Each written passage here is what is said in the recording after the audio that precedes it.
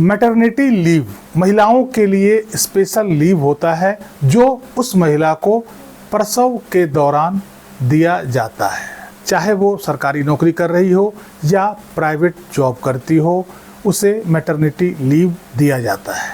आमतौर पर हर राज्य में मैटरनिटी लीव केवल 2 बच्चों तक दिया जाता है और तीसरे बच्चे या चौथे बच्चे में यह लीव लेने का उस महिला को अधिकार नहीं होता है। अर्थात मैटरनिटी लीव केवल 2 बच्चों तक ही सीमित होता है। लेकिन यदि किसी महिला का तीसरा बच्चा होता है तो क्या वो मैटरनिटी लीव क्लेम कर सकती है? एक महिला जो सरकारी शिक्षिका थी और उसका तीसरा बच्चा जन्म लेता है, जिसके लिए वो मैटरनिटी लीव को क्लेम करती है, लेकिन डिपार्टमेंट द्वारा उसके लीव को रिजेक्ट कर दिया जाता है। इसके बाद वो हाई कोर्ट जाती है और सुप्रीम कोर्ट में भी गुहार लगाती है। आज के इस अंक में हम देखेंगे कि इस पर हाई कोर्ट और सुप्रीम कोर्ट का क्या राय है। वीडियो बड़ा इंटरेस्टिंग होने वाला है और नॉलेजेबल भी, इसलिए इस वीडियो को अंत तक जरूर देखिएगा। एक शादीशुदा महिला थी और वो एक सरकारी स्कूल में शिक्षिका थी। जब उसके तीसरे बच्चे का जन्म हुआ तो डिपार्टमेंट से मैटरनिटी लीव की गुहार लगाई, लेकिन डिपार्टमेंट ने यह कहकर मना कर दिया कि उसे तीसरे बच्चे में मैटरनिटी लीव नहीं दिया जा सकता है। इसके बाद वो महिला मद्रास हाई कोर्ट में याचिका लगाती है। मद्रास हाई कोर्ट का सिंगल बेंच ने उसे मैटरनिटी लीव अलाउ कर दिया।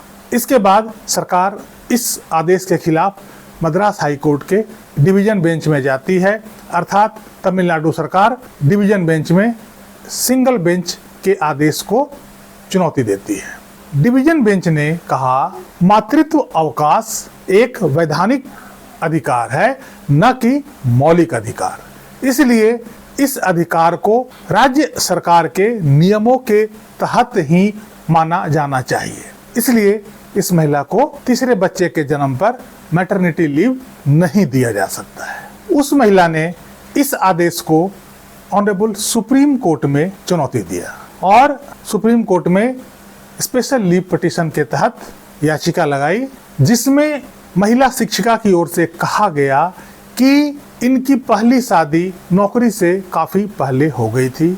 उस शादी से इनके 2 बच्चे थे। उस पति के साथ इनका तलाक हो गया और दोनों बच्चे पूर्व पति के पास रहता है।